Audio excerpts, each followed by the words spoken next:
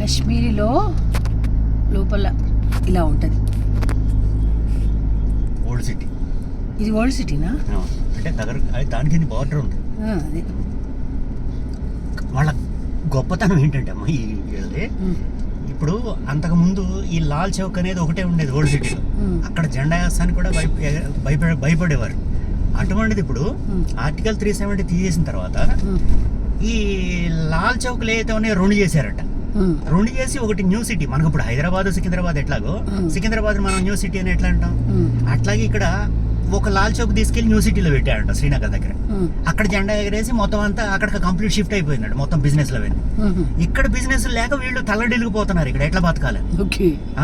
అట్లా అయ్యేపాటికి అంతా కూడా టెర్రరిజం మొత్తం కంప్లీట్ డౌన్ కి వచ్చింది. ప్లస్ సెక్యూరిటీ చూసావుగా, ఎవ్రీ 10 మీటర్స్ ఒకళ్ళు.